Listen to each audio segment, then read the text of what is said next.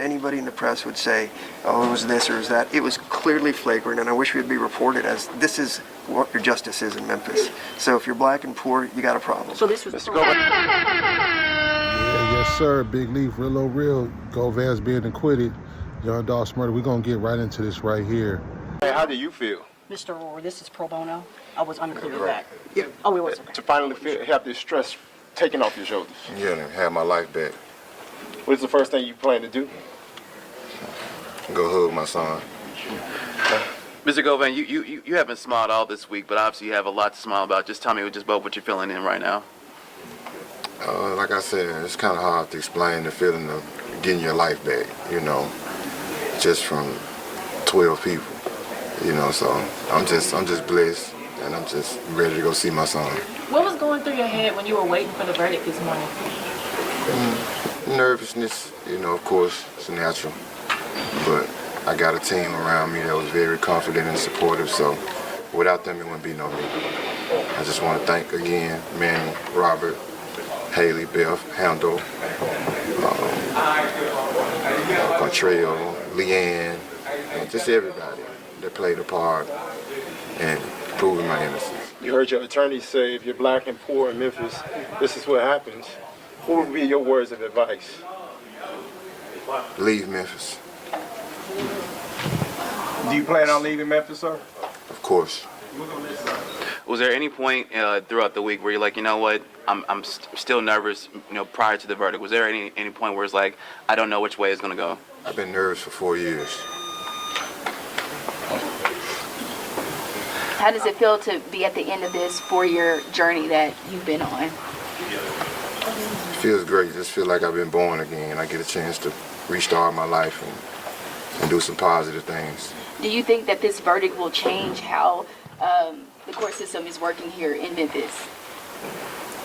As corrupt as this system is, I doubt it.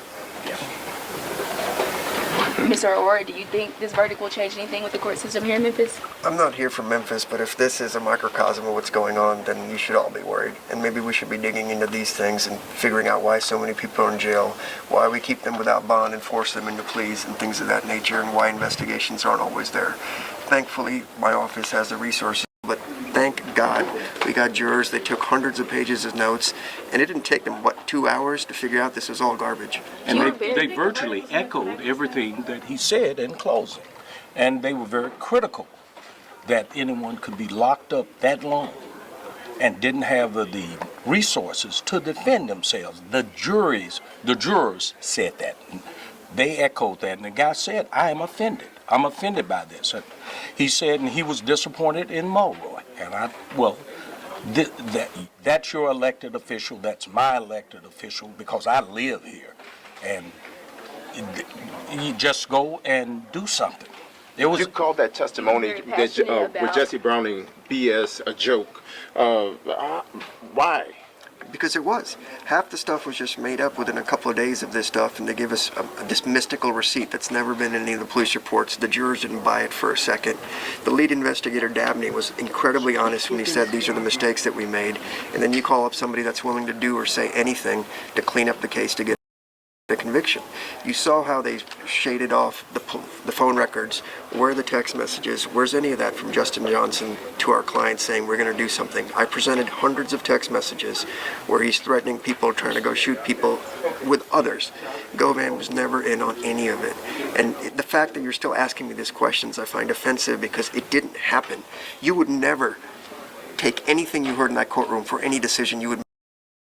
I want to just say this, first of all, for the attorneys to say there's a problem with race relations in law in Memphis is big. And then also, they say, it's the first time Govan smiled, when this is the first time he spoke. And I feel him on that, man. Sometimes you got to just keep your mouth shut, you know what I mean? A lot of dudes nowadays, they talk and they talk and they talk themselves into a situation. And like I always said, the fish wouldn't have got caught if it didn't open his mouth. Real on Real Radio, Big Leaf.